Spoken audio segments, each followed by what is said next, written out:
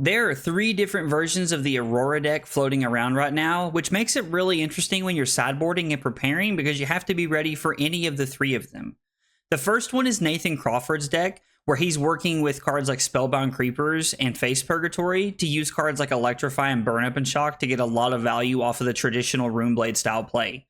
Next up, you have Lupine Fiasco's list, who's playing the full Flicker Wisp and Arc Lightning combo with cards like Crown of Dominion and Aether Ironweave to just try and deal a ton of arcane damage to you out of nowhere. And then you have the Instance Matter version style that Stam Dando recently took to top 8 at Battle Hardened Milwaukee. So when you're preparing for the Aurora Mirror, you really got to pack a lot of heat. I'm a firm believer that going second in the Aurora Mirror is a disadvantage, which means we need to use a defensive equipment suite and some defensive cards in our deck to try and reestablish tempo and put ourselves in the driver's seat. But on the flip side of that, if we're going second, I have a plan that really leans into aggression and trying to end the game before our opponent can ever get started. Thanks for stopping by, guys. I hope you enjoyed the match. All right, we're playing the mirror and we are going second. Our opponent leads on a Burn Up and Shock. I'm just going to take the arcane damage here since our opponent is probably looking more for the Burn Up trigger than they are the shock effect, if I had to guess, and I would much rather block this out.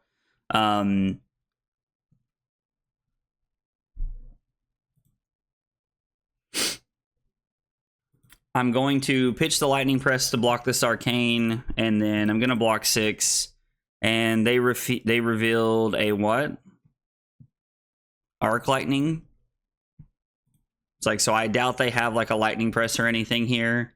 They may pitch a card. They may pitch their Arc Lightning to activate Aurora. I would be really curious to know what their last card is now, because that's a very interesting idea, because Arc Lightning's just an insanely powerful card. Entwine Lightning, fuse with Somersault. Somersault it back, Entwine Lightning, fuse with Arc Lightning, throw Snatch, arsenal the Arc Lightning. We also have the ability to play Arc Lightning, but I would rather arsenal the Arc Lightning for a powerful 5-card hand so that we can try to pop off with the combo turn here. I think that is a better use of our turn. And then we can just plan on blocking with the Aether Ironweave next turn so that we can try to set everything up here. Also really depends on what our opponent, like what their hand looks like. A lot of things they could do with their hand. They could just have like a 30-point turn lined up and I'm just sitting here oblivious to the world that they're about to absolutely destroy me. All right, so we play the Somersault to get the Entwine Lightning back. We fuse with the Arc Lightning. Giving up the knowledge of letting them know that we have Arc Lightning is worth the additional 4 points this turn. I could just pitch Snatch to throw Starfall and then throw the Entwine Lightning, but I would much rather them give me 2 pieces of equipment when I don't care about what I'm going to draw. I'm pretty much always going to arsenal the Arc Lightning. I mean, I guess there's some world where maybe they're on like CNC and I should be a little concerned. I am not going to block this. This is fine. They don't have CLV out, so it's not a big deal. I would much rather save my Arc Lightning for next turn. And this pairs very, very well. So we get to go CLV, Arc Lightning, and then it's E-Strike draw card, putting the Shockwave on the bottom. And then we get to Aether Ironweave into a gold, seeing what we've drawn into. They clearly don't have CLV in their hand. I mean, I am just going to block, just a block. We're going to use it next turn, so there's no point in shying away from it here. They pitch a Blink. They have not played a Lightning card. Lightning card incoming? Arcanic Shockwave is not a Lightning card. They're going to play the Discharge here. Okay. Yep, so they do this, and then something's coming in for 7. Flittering Charge for 7. Yeah, we're just going to fall to 25. I'm pretty content with going down to 25 to have like a big pop-off turn here. Our opponent does not have an arsenal set up, so I feel pretty comfortable with this hand here. Forcing them to make early decisions on the Arc Lightning Channel Lightning Valley play. Now, notably, we do not have a Lightning card. We do not have a Lightning card in our hand to be able to pitch to Starfall to keep our CLV around. But we get an E-Strike draw, we get the gold draw, and there's a very high potential of us getting a CLV draw as well. That's exactly what we wanted to see. Is exactly what we wanted to see. I actually... Oh, yeah, this has go again. I was like, nope, I don't have an embodiment, but Arc Lightning. Ignore me! Okay. So, I mean, we are just going to dive in here on the Arc Lightning trigger. Like, I don't see a reason not to use the Iron Weave and just kind of pop off. The game may be over before we ever get to our next one. So I definitely just want to try and set this up.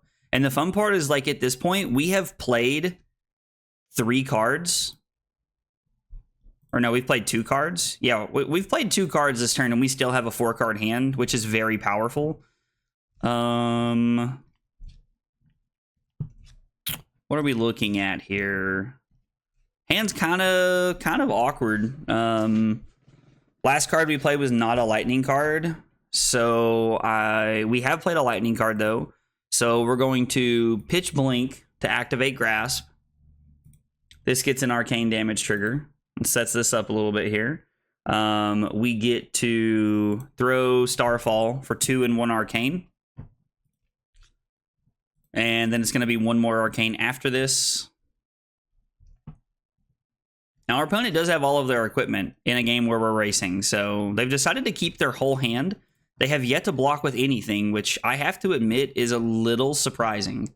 And then we have a Ravenous Rabble for 3. There's another Channel Lightning Valley on top, which is pretty good, to be honest. I mean, so they fall down to 15, and then they fall down to 14 here.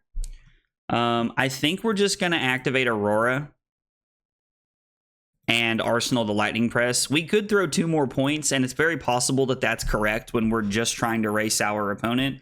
But I kind of like this better, to be honest. Lightning Surge for 4 go again.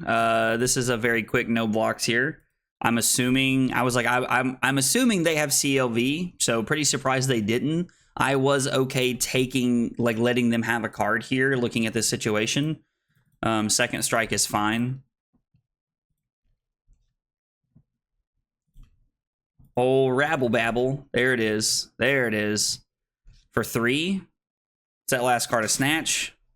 I don't really think it matters if it is a Snatch, to be honest. Our hand's just that good. So, Lightning Surge for 4 go again.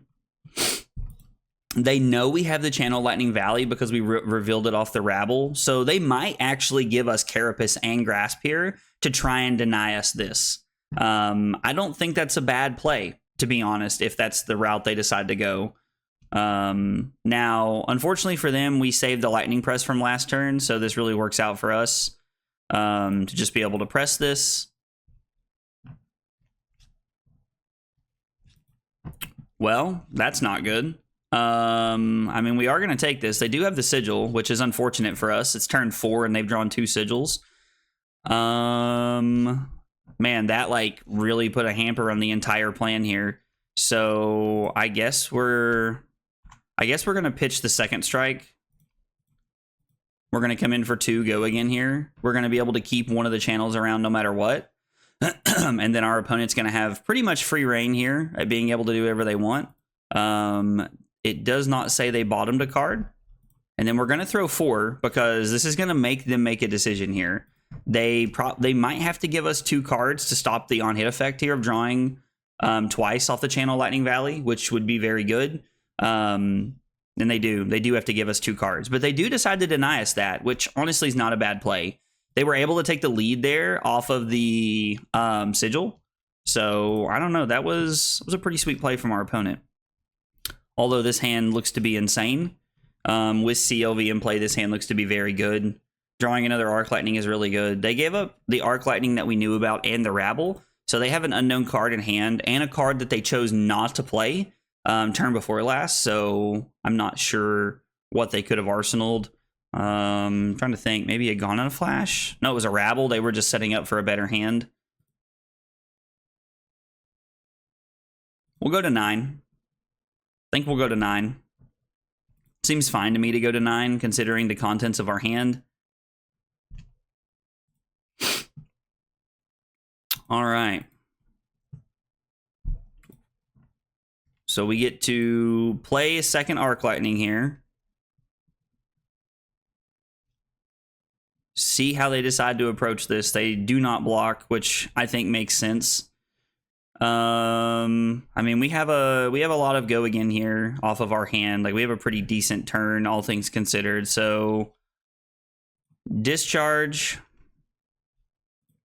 Static Shock for 7 go again, on hit deal an Arcane to them. And then I get to pitch to activate Grasp. I mean, you might as well block with the Greaves at this point too, right? I was like, if you're just blocking with equipment, you might as well. Arcane damage. I think we're going to take one more card out of their hand. I do think that's it, though. I don't think we're going to take any more than that. I haven't counted all of it totally yet, but I think we're going to take one more card out of their hand. Arc Lightning puts them down to 6. 1 Arcane from the Rune Chant puts them down to 5. 2 Physical puts them down to 3.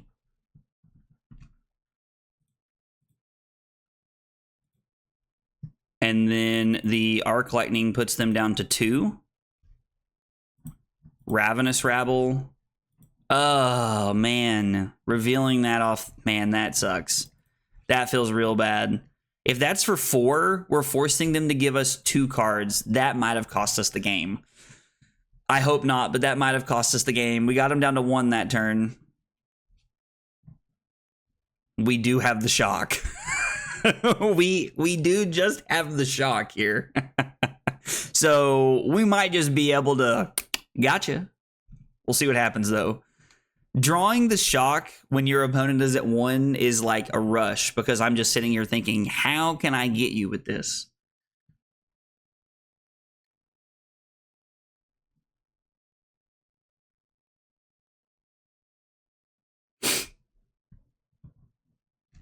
We also have we have quite a bit of equipment to block with here, and we are still at 9.